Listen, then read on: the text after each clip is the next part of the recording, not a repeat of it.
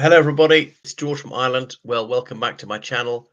I was reading with intense interest this report by Mediazona and the BBC's Russian service, where they have proven over 90,000 Russian troops have been killed in Ukraine since their illegal war of unprovoked aggression began in earnest on the 26th of, was it 24th of February, 2022. So that's almost 3 years ago. Of course, Russia been attacking since 2014, but not at a full scale, only in Luhansk, Donetsk, and of course Crimea.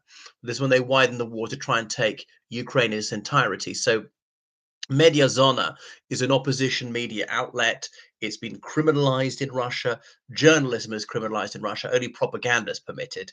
And so it's moved its operations abroad. A lot of them are in Lithuania. So they have relied on open source information, as in, obituaries in local newspapers, posts on Vkontakte and other social networking sites, some official statements, and so forth. So the Russian government hasn't given a death toll since just a few months into the war, when they admitted it was 6,000. Remember, obviously, the Russian state lies about everything. This really is Orwellian. War is peace. The truth is a lie. Freedom is oppression, and all the rest of it. Democracy is Nazism, and on and on. Like Putin is properly elected, or wow, just topsy turvydom. They will argue that up is down. They will gaslight people. Of course, people have got a limitless capacity for self-delusion. People can fool themselves into believing lies. This was the land of Stalinism, when people had to swallow absolute whoppers of lies. Putin, who recognized Ukraine as an independent country, who recognized its borders, including Crimea as an integral part of Ukraine, and then said that it wasn't, and says, yes, I recognize independent country. Then you can join the European Union, and it's not an independent country, who for years and years lied about his troops invading Donetsk, Lugansk, and so forth. But back to the topic at hand. Um, it makes some fascinating reading, saying that 23% of those killed were those who'd signed contracts after the invasion began. And about 50% of them had not been in Rosgvardia, or the army, before the war. The Rosgvardia was founded about 2016. It's somewhere between army and the police. It's not part of either of those. Are they supposed to be praetorians? But they're not just around Moscow. Putin likes to have several competing agencies: the army, the Rosgvardia, the FSB, which has got its own troops. Are there Ministry of Interior troops as well? I can't remember. It's got the Federal Protective Service, you know, and then the various units of mercenaries like Redut, is it Patriot, Wagner. Wagner's gone now, really, competing. Because he can't quite trust them. A polycratic regime like the Third Reich, aware that a president's often overthrown by a military coup, so don't have too many army units close to the center.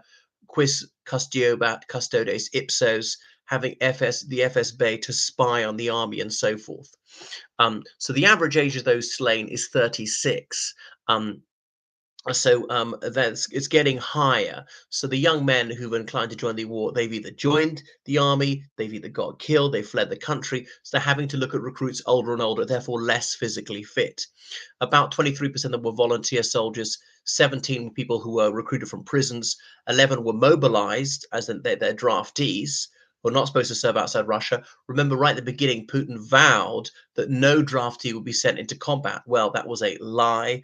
Only about 3% were mercenaries, about 17% are contract soldiers. That is assuming these figures are representative, because that 90,000 dead, that's not the whole story. It's estimated the deaths are considerably more. So maybe if we think it's 17% contract soldiers, that's of the data they have. In reality, it might be higher, might be lower. So perhaps unwise to assume typicality of the sample they have. And how big is this sample? Is it 90,000 dead they're analyzing, and the real number is 100,000 dead? Is it 90,000 they're analyzing, the real number is 180,000 dead? And the bigger the total number, and then the less helpful our sample is. Of course, we don't know what the total is. We can only use some educated guesswork. So anyway, it shows that draftees are not a big part of this. the number of convicted prisoners is going down. Their use as cannon fodder, they've largely been killed. There are not many young men are being sent to jail, partly because they're already in the army. The people most likely to commit crime are in their late teens, early 20s. They're either already in some military unit or dead or fled.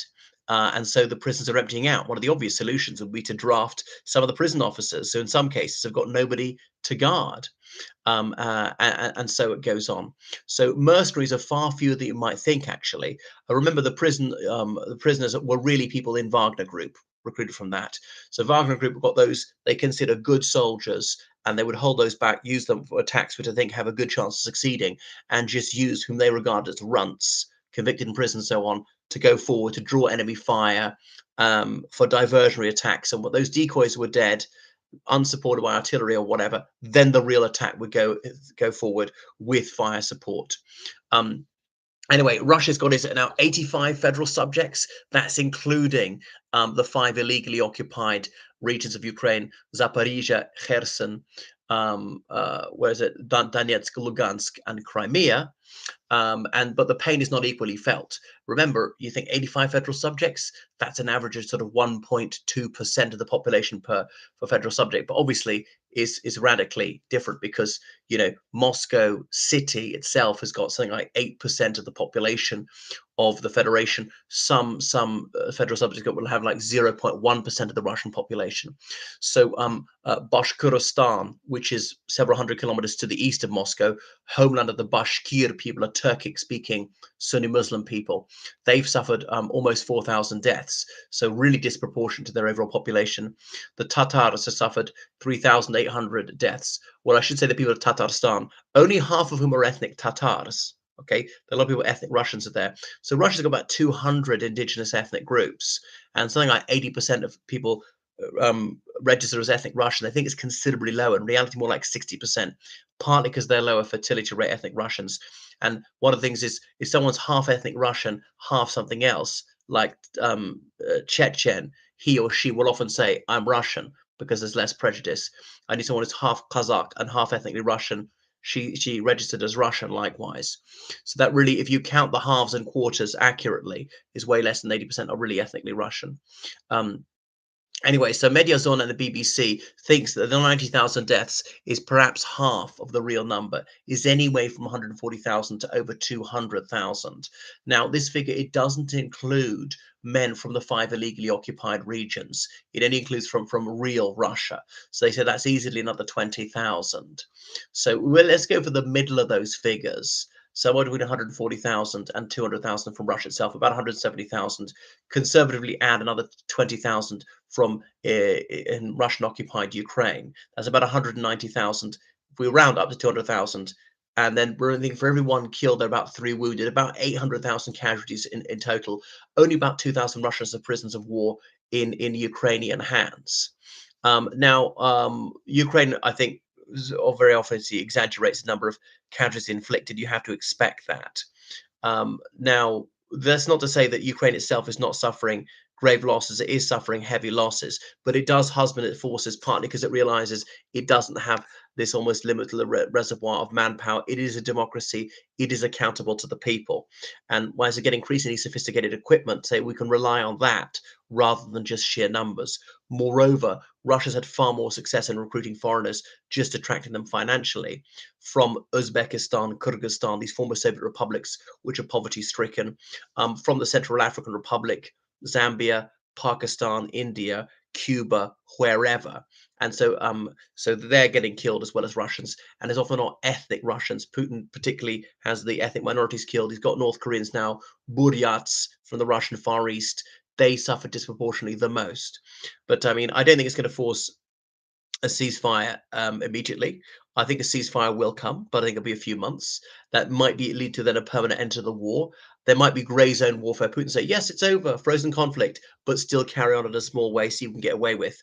I think it's not probably till 2026 that real crunch time would be gone. The National Wealth Fund would be gone. Inflation might just be rampant by then. They say it's at least 9%, although the interest rates might be bringing that down. All sorts of problems. That's why it'd be very difficult to sustain if I'm just to sail this full scale tempo in 2026. But he could keep it going through the whole of this year. Just depends on his determination.